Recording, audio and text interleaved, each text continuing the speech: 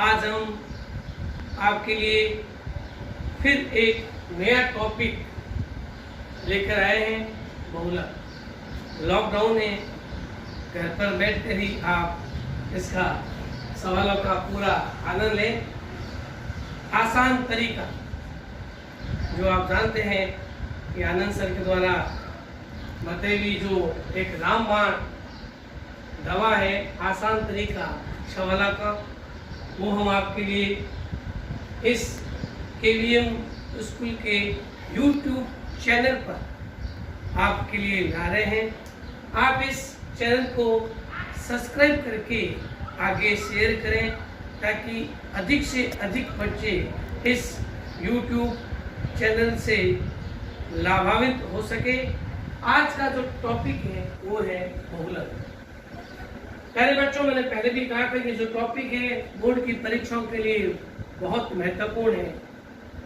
ये जो टॉपिक है 6 नंबर का आता है और इस 6 नंबर में ही बोर्ड ने इन 2 टुकड़ों में सवाल कर दिया है। पहले टॉपिक में 3 नंबर का, फिर दूसरे टॉपिक में 3 नंबर। चूंकि इस केंद्रीय प्रवृत्ति के माप में आपके 5 टॉपिक है, माध्यम, माध्यक, बहुलक और पद विचरण, कल्पित माध्यम। इन 5 विधियों में से ही 2 विधि बोर्ड में आती है और हम आज पाठ 4 में आपको बहुलक लेकर चलते हैं। ये आपके सामने सवाल दिखाई दे रहे हैं। 10 से 25 से वर्ग है, 25 से 40, 40 से 55, 55 से 70, 70 से 85, 85 से 100।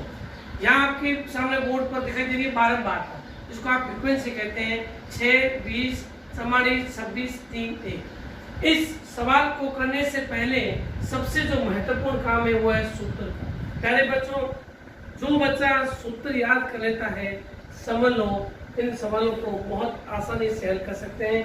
तो एक बार मैं इस सूत्र को बोलता हूँ। बहुलक बराबर L plus F1 minus F0 2F1 minus F0 minus F2 into H।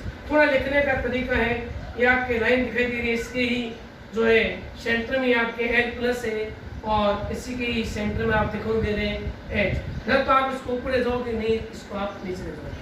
क्योंकि यहाँ F1 का अर्थ क्या होता है? F1 का अर्थ होता है सबसे बड़ी बारंबारता। अगर आपने इस सवाल में से सबसे बड़ी बारंबारता को चुन लिया तो समझ लो आपका सवाल का 50% आपने इस सवाल को कैच कर लिया।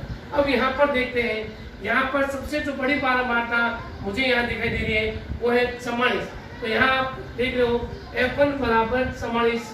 उसके बाद है यहाँ F0 सूत्र में दिखाई दे रहा है। F0 होता है इस वर्ग के ठीक नीचे की जो है वर्ग के ठीक ऊपर की बारंबारता, यानी कि यहाँ आप एक बार थोड़ा गौर से देखें, ये F1 है तो इसके ठीक ऊपर की जो बारंबारता होगी वो होगी F0, इसके ठीक नीचे की बारंबारता होगी वो होगी F2। आप इसको एक बार रेगुलर में देख सकते हो, F0, F1 और F2। सबसे में जो महत्वपूर्ण जो बात है वो इसमें F1 को चुनना है। अगर आपने F1 को चुन लिया है तो इसके ठीक सामने का जो वर्ग आपको पास दिखाई दे रहा है 40 और 55, यही हमारा महत्वपूर्ण है। और मैंने देखो यहाँ पर लिखा है कि सबसे पहले वर्ग की सबसे बड़ी बारंबारता F1 बराबर 44 और वर्ग दे रखा है 40 और 55। हम इसी सवाल से इस सूत्र में जो आपके पास 1, 2, 3, 4, 5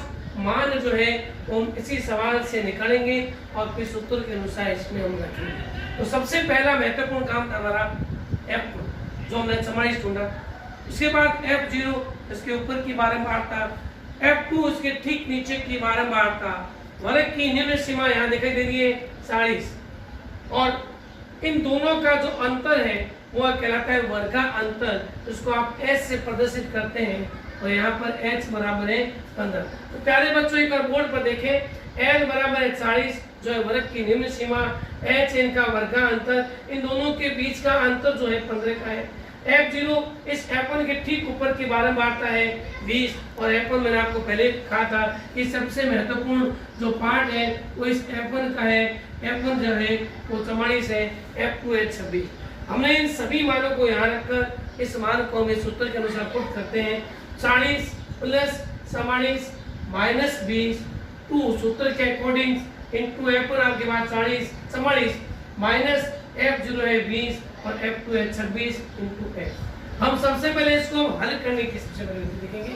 यहाँ आपको मैं अंक के बारे में बता देता हूँ कि आपने अगर इसको पूरा सूत्र लिख दिया है तो आपका आधा नंबर है, क्योंकि मैं आपको YouTube हमारे जो चैनल के ऊपर आपको अंक के बारे में निर्धारित बता दूं। बच्चों में ये बड़ा कंफ्यूज होता है कि हम अंक कैसे प्राप्त करें। आप जैसा लिखोगे आपको अंक मिलेगा, तो सबसे पहले आपका आधा नंबर इसमें मिल जाता है और यहाँ इसको भी आप पुट करते हो तो 1/4 इसमें मिल जाता है।